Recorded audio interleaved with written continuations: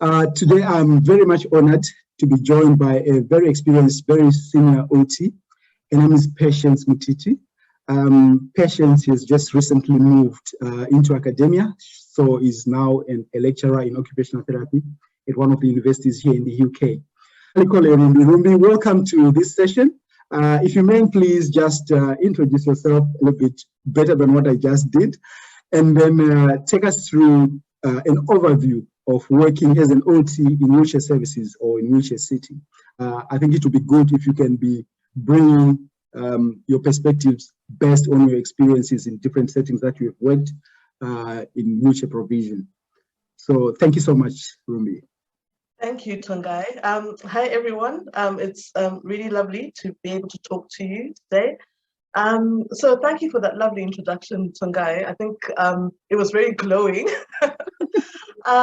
Just to say that, yeah, when you introduced me as like very experienced and senior, I realize now that, yeah, I graduated from the UZ in 2012.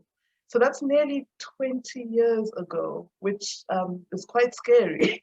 2002, not 2012. Oh, no, yeah, 2002 even. 2002, not 2000. I wish it was 2012, but yeah, 2002. So yeah, that is 20 years ago. Yeah, I've worked in different contexts since then. So I've worked initially in Zimbabwe for about 3 years in different contexts there. And then I moved to the UK in 2005 and worked in the National Health Service or the NHS. I worked in the NHS for 8 years. And in the NHS, I worked in different settings as well. So I initially worked in mental health services for older people, and then I moved into physical after a year. I worked on a physical rotation, and it was while I was doing that physical rotation that I went into wheelchair services. And I didn't specifically choose to go into wheelchair services, it just happened by default. But I now just think it was part of my destiny to work in wheelchair services. So once I'd done that 9-month rotation in wheelchair services, I really, really loved it, because I think it's one of the areas that a lot of people don't really understand. And that's people all over the world. It's not just, you know, OTs in Zimbabwe or in Africa, but it's actually across the whole globe. People don't really understand what wheelchair service provision is all about. And it's something that we'll talk about in more detail later.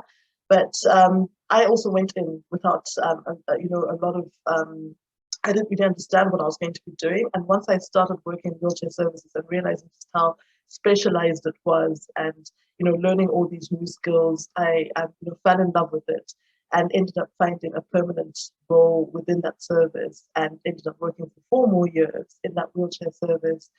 You know, and as you're working in there, you specialize more and more, and you develop more and more specialist skills in that service.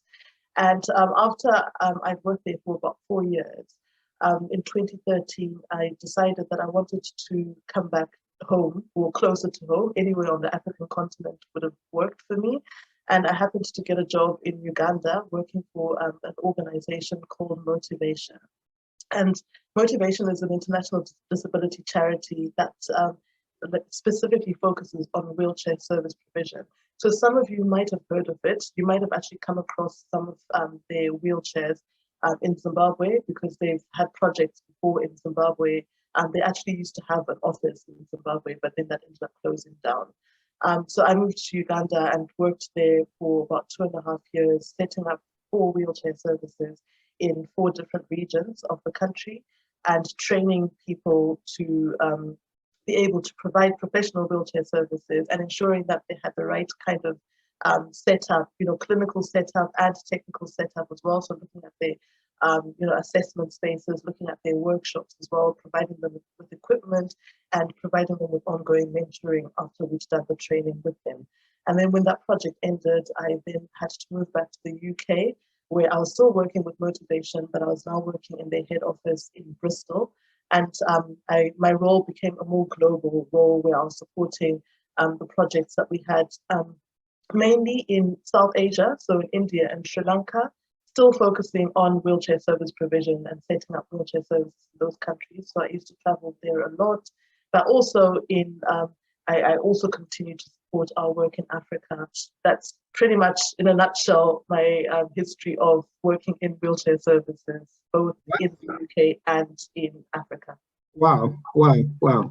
That's really impressive. So you see, I was right when I was saying very experienced OT.